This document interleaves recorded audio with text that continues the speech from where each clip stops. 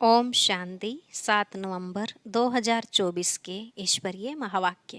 पहले सुनते हैं मुरली के मुख्य पॉइंट्स। बाबा ने कहा, अभी तुम बच्चे न शूद्र हो न पूरे ब्राह्मण हो, लेकिन पुरुषार्थ करते करते एक दिन तुम पूरा ब्राह्मण बन जाएंगे, अर्थात कर्मातीत अवस्था हो जाएगी, तो फिर घर चले जाएंगे। यह तुम्हारा अंतिम जन्म है। अभी बाप तुमको यह रूहानी पढ़ाई पढ़ाकर बहुत हल्का बनाते हैं, अर्थात जब तुम अपने को आत्मा बिंदी समझते हो तो बहुत हल्के हो जाते हो और झट अपने घर परम धाम उड़ जाते हो। अगर अभी से पक्के ब्राह्मण बन जाएं तो फिर शूद्रपने की जरा भी एक्ट ना हो, परंतु अभी तो कहीं कहीं शूद्रपना आ जाता है। बाबा ने कहा, अच्छे अच्छे बच्चे भी ब्राह्मण से शूद्र बन जाते हैं। इसको कहा जाता है माया से हार खाना। बाप की गोद से हार कर रावण की गोद में चले जाते हैं। अब विचार करो, कहाँ बाप की श्रेष्ठ बनाने की गोद और कहाँ रावण की भ्रष्ट बनाने की गोद। यहाँ सेकंड में जीवन मुक्ति और वहाँ सेकंड में पूरी दुर्दशा हो जाती है। तुम्हें कितनी खुशी होनी चाहिए कि यह चक्र का ज्ञान देवताओं के पास भी नहीं है। सारा दिन तुम ब्राह्मणों की बुद्धि में सृष्टि चक्र फिरता रहना चाहिए। लास्ट में बाबा ने कहा, तुम सब बच्चे महावीर हो, परंतु पूरी रीति पढ़ते नहीं तो फिर माया के पंजे में आकर रावण के बन जाते हो। लेकिन जो पक्के बच्चे हैं उन्हें औरों को बचाने की कोशिश करते रहना है, सबको डूबने से बचाना है। अब सुनते हैं महावाक्यों को विस्तार से। बाबा ने कहा, मीठे बच्चे, शिव बाबा आया है तुम्हारे सब भंडारे भरपूर करने। कहा भी जाता है, भंडारा भरपूर काल कंटक दूर। प्रश्न, ज्ञानवान बच्चों की बुद्धि में किस एक बात का निश्चय पक्का होगा? उत्तर, उन्हें दृढ़ निश्चय होगा कि हमारा जो पार्ट है वह कभी घिसता मिटता नहीं। मुझ आत्मा में 84 जन्मों का अविनाशी पार्ट नोंधा हुआ है। यही बुद्धि में ज्ञान है तो ज्ञानवान है, नहीं तो सारा ज्ञान बुद्धि से उड़ जाता है। ओम शांति। बाप आकर रूहानी बच्चों प्रति क्या कहते हैं, क्या सेवा करते हैं? इस समय बाप यह रूहानी पढ़ाई पढ़ाने की सेवा करते हैं। यह भी तुम जानते हो, बाप का भी पार्ट है, टीचर का भी पार्ट है और गुरु का भी पार्ट है। तीनों पार्ट अच्छे बजा रहे हैं। तुम जानते हो वह बाप भी है, सदगति देने वाला गुरु भी है और सबके लिए है। छोटे बड़े बूढ़े जवान सबके लिए एक ही है। सुप्रीम बाप सुप्रीम टीचर है, बेहद की शिक्षा देते हैं। तुम कॉन्फ्रेंस में भी समझा सकते हो कि हम सबकी बायोग्राफी को जानते हैं। परमपिता परमात्मा शिव बाबा की जीवन कहानी को भी जानते हैं। नंबरवार सब बुद्धि में याद होना चाहिए। सारा विराट रूप जरूर बुद्धि में रहता होगा। हम अभी ब्राह्मण बने हैं, फिर हम देवता बनेंगे, फिर क्षत्रिय वैश्य शूद्र बनेंगे। यह तो बच्चों को याद है ना? सिवाय तुम बच्चों के और किसको यह बातें याद नहीं होंगी? उत्थान और पतन का सारा राज बुद्धि में रहे। हम उत्थान में थे, फिर पतन में आए, अब बीच में हैं। शूद्र भी नहीं है, पूरे ब्राह्मण भी नहीं बने हैं। अगर अभी पक्के ब्राह्मण हो तो फिर शूद्रपने की एक्ट ना हो। ब्राह्मणों में भी फिर शूद्रपना आ जाता है। यह भी तुम जानते हो। कब से पाप शुरू किए हैं? जब से काम चिता पर चढ़े हो तो तुम्हारी बुद्धि में सारा चक्र है। ऊपर में है परमपिता परमात्मा बाप, फिर तुम हो आत्माएं। यह बातें तुम बच्चों की बुद्धि में जरूर याद रहनी चाहिए। अभी हम ब्राह्मण हैं, देवता बन रहे हैं, फिर वैश्य शूद्र डायनेस्टी में आएंगे। बाप आकर के हमको शूद्र से ब्राह्मण बनाते हैं, फिर हम ब्राह्मण से देवता बनेंगे। ब्राह्मण बन कर्मातीत अवस्था को प्राप्त कर फिर वापस जाएंगे। तुम बाप को भी जानते हो, बाजोली व 84 के चक्र को भी तुम जानते हो। बाजोली से तुमको बहुत इजी कर समझाते हैं, तुमको बहुत हल्का बनाते हैं ताकि अपने को बिंदी समझ और झट भागेंगे। स्टूडेंट क्लास में बैठे रहते हैं तो बुद्धि में स्टडी ही याद रहती है। तुमको भी यह पढ़ाई याद रहनी चाहिए। अभी हम संगम युग पर हैं, फिर ऐसे चक्र लगाएंगे। यह चक्र सदैव बुद्धि में फिरता रहना चाहिए। यह चक्र आदि का नॉलेज तुम ब्राह्मणों के पास ही है, न कि शूद्रों के पास। देवताओं के पास भी यह ज्ञान नहीं है। अभी तुम समझते हो, भक्ति मार्ग में जो चित्र बने हैं सब डिफेक्टेड हैं। तुम्हारे पास हैं एक्यूरेट, क्योंकि तुम एक्यूरेट बनते हो। अभी तुमको ज्ञान मिला है, तब समझते हो भक्ति किसको कहा जाता है, ज्ञान किसको कहा जाता है। ज्ञान देने वाला बाप, ज्ञान का सागर अभी मिला है। स्कूल में पढ़ते हैं, एम ऑब्जेक्ट का मालूम तो पड़ता है ना। भक्ति मार्ग में तो एम ऑब्जेक्ट होती नहीं। यह थोड़े ही तुमको मालूम था कि हम ऊंच देवी देवता थे, फिर नीचे गिरे हैं। अब जब ब्राह्मण बने हो तब पता पड़ा है ब्रह्मा कुमार कुमारियां जरूर आगे भी बने थे। प्रजापिता ब्रह्मा का नाम तो बाला है, प्रजापिता तो मनुष्य है ना। उनके इतने ढेर बच्चे हैं, जरूर एडॉप्टेड होने चाहिए। कितने एडॉप्टेड हैं? आत्मा के रूप में तो सब भाई भाई हैं। अभी तुम्हारी बुद्धि कितनी दूर जाती है, तुम जानते हो। जैसे ऊपर में स्टार्स खड़े हैं, दूर से कितने छोटे दिखाई पड़ते हैं। तुम भी बहुत छोटी सी आत्मा हो। आत्मा कभी छोटी बड़ी नहीं होती है। हाँ, तुम्हारा मर्तबा बहुत ऊंच है। उनको भी सूर्य देवता चंद्रमा देवता कहते हैं। सूर्य बाप, चंद्रमा माँ कहेंगे। बाकी आत्माएं सब हैं नक्षत्र सितारे। तो आत्माएं सब एक जैसी छोटी हैं, यहाँ आकर पार्टधारी बनती हैं। देवताएं तो तुम ही बनते हो। हम बहुत पावरफुल बन रहे हैं। बाप को याद करने से हम सतो प्रधान देवता बन जाएंगे। नंबरवार थोड़ा थोड़ा फर्क तो रहता है। कोई आत्मा पवित्र बन सतो प्रधान देवता बन जाती है, कोई आत्मा पूरा पवित्र नहीं बनती है, ज्ञान को जरा भी नहीं जानती है। बाप ने समझाया है, बाप का परिचय तो जरूर सबको मिलना चाहिए। पिछाड़ी में बाप को तो जानेंगे ना। विनाश के समय सभी को पता पड़ता है बाप आया हुआ है। अभी भी कोई कोई कहते हैं भगवान जरूर कहाँ आया हुआ है, परंतु पता नहीं पड़ता। समझते कोई भी रूप में आ जाएगा। मनुष्य मत तो बहुत है ना, तुम्हारी है एक ही ईश्वरीय मत। तुम ईश्वरीय मत से क्या बनते हो? एक है मनुष्य मत, दूसरी है ईश्वरीय मत, और तीसरी है देवता मत। देवताओं को भी मत किसने दी? बाप ने। बाप की श्रीमत है ही श्रेष्ठ बनाने वाली। श्री श्री बाप को ही कहेंगे, न कि मनुष्य को। श्री श्री ही आकर श्री बनाते हैं। देवताओं को श्रेष्ठ बनाने वाला बाप ही है, उनको श्री श्री कहेंगे। बाप कहते हैं मैं तुमको ऐसा लायक बनाता हूँ। उन लोगों ने फिर अपने पर श्री श्री का टाइटल रख दिया है। कॉन्फ्रेंस में भी तुम समझा सकते हो, तुम ही समझाने लिए निमित्त बने हुए हो।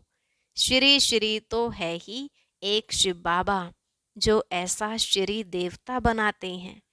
वो लोग शास्त्रों आदि की पढ़ाई पढ़कर टाइटल ले आते हैं।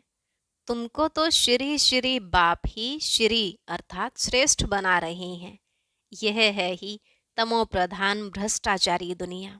भ्रष्टाचार से जन्म लेते हैं। कहाँ बाप का टाइटल, कहाँ यह पतित मनुष्य अपने पर रखाते हैं। सच्ची सच्ची श्रेष्ठ महान आत्माएं तो देवी देवता है ना। सतो प्रधान दुनिया में कोई भी तमो प्रधान मनुष्य हो न सके।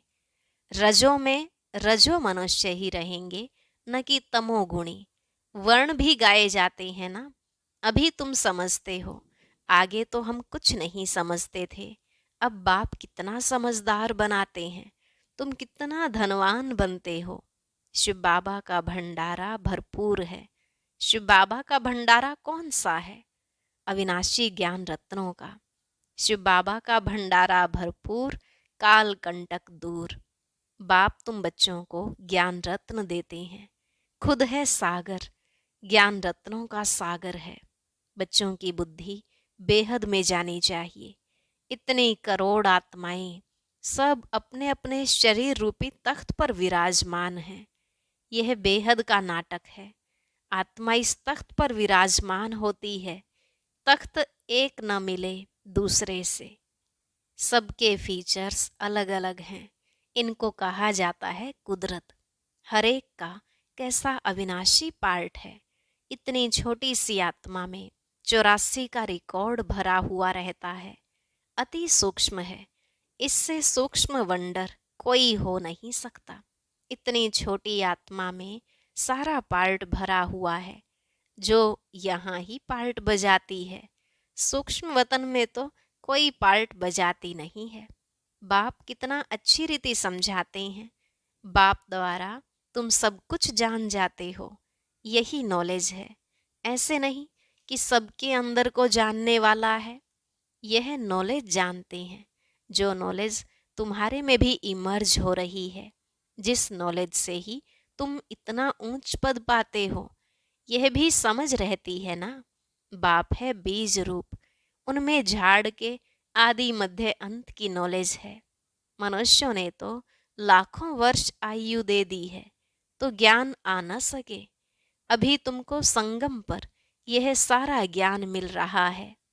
बाप द्वारा तुम सारे चक्र को जान जाते हो। इससे पहले तुम कुछ नहीं जानते थे। अभी तुम संगम पर हो। यह है तुम्हारा अंत का जन्म। पुरुषार्थ करते करते फिर तुम पूरा ब्राह्मण बन जाएंगे। अभी नहीं हो। अभी तो अच्छे अच्छे बच्चे भी ब्राह्मण से फिर शूद्र बन जाते हैं। इसको कहा जाता है माया से हार खाना। बाबा की गोद से हार कर रावण की गोद में चले जाते हैं। कहाँ बाप की श्रेष्ठ बनने की गोद, कहाँ भ्रष्ट बनने की गोद। सेकंड में जीवन मुक्ति, सेकंड में पूरी दुर्दशा हो जाती है। ब्राह्मण बच्चे अच्छी रीति जानते हैं कैसे दुर्दशा हो जाती है। आज बाप के बनते, कल फिर माया के पंजे में आकर रावण के बन जाते हैं। फिर तुम बचाने की कोशिश करते हो तो कोई कोई बच भी जाते हैं। तुम देखते हो डूबते हैं तो बचाने की कोशिश करते रहो। कितनी खिटखिट होती है। बाप बैठ बच्चों को समझाते हैं। यहाँ स्कूल में तुम पढ़ते हो ना, तुमको मालूम है कैसे हम यह चक्र लगाते हैं। तुम बच्चों को श्रीमत मिलती है, ऐसे ऐसे करो। भगवानुवाच तो जरूर है, उनकी श्रीमत हुई ना। मैं तुम बच्चों को अब शूद्र से देवता बनाने आया हूँ। अभी कलयुग में है शूद्र संप्रदाय। तुम जानते हो कलयुग पूरा हो रहा है। तुम संगम पर बैठे हो। यह बाप द्वारा तुमको नॉलेज मिली है। शास्त्र जो भी बनाए हैं उन सब में है मनुष्य मत। ईश्वर तो शास्त्र बनाते नहीं। एक गीता के ऊपर ही कितने नाम रख दिए हैं। गांधी गीता, टैगोर गीता आदि आदि ढेर नाम हैं। गीता को मनुष्य इतना क्यों पढ़ते हैं? समझते तो कुछ भी नहीं। अध्याय वही उठाकर अर्थ अपना अपना करते रहते हैं। वह तो सब मनुष्यों के बनाए हुए हो गए ना। तुम कह सकते हो मनुष्य मत की बनाई हुई गीता पढ़ने से आज यह हाल हुआ है। गीता ही पहला नंबर का शास्त्र है ना। वह है देवी देवता धर्म का शास्त्र। यह तुम्हारा ब्राह्मण कुल है। यह भी ब्राह्मण धर्म है ना। कितने धर्म हैं। जिस जिसने जो धर्म रचा है उनका वह नाम चलता है। जैनी लोग महावीर कहते हैं। तुम बच्चे सब महावीर महावीरनियां हो। तुम्हारा मंदिर में यादगार है, राजयोग है ना। नीचे योग तपस्या में बैठे हैं, ऊपर में राजाई का चित्र है। राजयोग का एक्यूरेट मंदिर है। फिर कोई ने क्या नाम रख दिया है, कोई ने क्या। यादगार है, बिल्कुल एक्यूरेट। बुद्धि से काम ले, ठीक बनाया है। फिर जिसने जो नाम कहा वह रख दिया है। यह मॉडल रूप में बनाया है। स्वर्ग और राजयोग संगम युग का बनाया हुआ है। तुम आदि मध्य अंत को जानते हो। आदि को भी तुमने देखा है। आदि संगम युग को कहो या सतयुग को कहो। संगम युग की सीन नीचे दिखाते हैं, फिर राजाई ऊपर में दिखाई है। तो सतयुग है आदि, फिर मध्य में है द्वापर, अंत को तुम देखते ही हो। यह सब खत्म हो जाना है, पूरा यादगार बना हुआ है। देवी देवता ही फिर वाम मार्ग में जाते हैं। द्वापर से वाम मार्ग शुरू होता है। यादगार पूरा एक्यूरेट है। यादगार में बहुत मंदिर बनाए हैं। यहाँ ही सब निशानियां हैं। मंदिर भी यहाँ ही बनते हैं। देवी देवता भारतवासी ही राज्य करके गए हैं ना। फिर बाद में कितने मंदिर बनाते हैं। सिख लोग बहुत होंगे तो वह अपना मंदिर बना देंगे। मिलिट्री वाले भी अपना मंदिर बना देते हैं। भारतवासी अपने कृष्ण का व लक्ष्मी नारायण का मंदिर बनाएंगे। हनुमान गणेश का बनाएंगे। यह सारा सृष्टि का चक्र कैसे फिरता है, कैसे स्थापना विनाश पालना होती है, यह तुम ही जानते हो। इसको कहा जाता है अंधियारी रात। ब्रह्मा का दिन और रात ही गाई जाती है, क्योंकि ब्रह्मा ही चक्र में आते हैं। अभी तुम ब्राह्मण हो, फिर देवता बनेंगे। मुख्य तो ब्रह्मा हुआ ना। ब्रह्मा को रखें या विष्णु को रखें, ब्रह्मा है रात का और विष्णु है दिन का। वही रात से फिर दिन में आते हैं, दिन से फिर 84 जन्मों के बाद रात में आते हैं। कितना सहज समझानी है। यह भी पूरा याद नहीं कर सकते, पूरी रीति नहीं पढ़ते हैं तो नंबरवार पुरुषार्थ अनुसार पद पाते हैं। जितना याद करेंगे सतो प्रधान बनेंगे। सतो प्रधान सो भारत तमो प्रधान। बच्चों में कितना ज्ञान है। यह नॉलेज सिमरण करनी है। यह ज्ञान है ही नई दुनिया के लिए, जो बेहद का बाप आकर देते हैं। सब मनुष्य बेहद के बाप को याद करते हैं। अंग्रेज लोग भी कहते हैं ओ गॉड फादर, लिबरेटर, गाइड। अर्थ तो तुम बच्चों की बुद्धि में है। बाप आकर के दुख की दुनिया आयरन एज से निकाल गोल्डन एज में ले जाते हैं। गोल्डन एज जरूर पास होकर गया है, तब तो याद करते हैं ना। तुम बच्चों को अंदर में बहुत खुशी रहनी चाहिए और दैविक कर्म भी करने चाहिए। अच्छा, मीठे मीठे सिकिलधे बच्चों प्रति माता पिता बाप दादा का याद प्यार और गुड मॉर्निंग। रूहानी बाप की रूहानी बच्चों को नमस्ते। रूहानी बच्चों की रूहानी बाप दादा को नमस्ते नमस्ते। Good morning. शुक्रिया बाबा, शुक्रिया। धारणा के लिए मुख्य सार। पहला पॉइंट, बाप से जो अविनाशी ज्ञान रत्नों का अखुट खजाना मिल रहा है उसे स्मृति में रख बुद्धि को बेहद में ले जाना है। इस बेहद नाटक में कैसे आत्माएं अपने अपने तख्त पर विराजमान हैं, इस कुदरत को साक्षी हो देखना है। दूसरा, सदा बुद्धि में याद रहे कि हम संगम युगी ब्राह्मण हैं। हमें बाप की श्रेष्ठ गोद मिली है। हम रावण की गोद में जा नहीं सकते। हमारा कर्तव्य है डूबने वालों को भी बचाना। आज का वरदान, व्यर्थ संकल्प रूपी पिलर्स को आधार बनाने के बजाय सर्व संबंध के अनुभव को बढ़ाने वाले सच्चे स्नेही भव।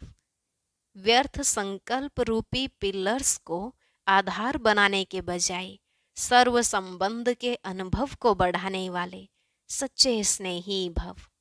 बाबा ने कहा, माया कमजोर संकल्प को मजबूत बनाने के लिए बहुत रॉयल पिलर्स लगाती है।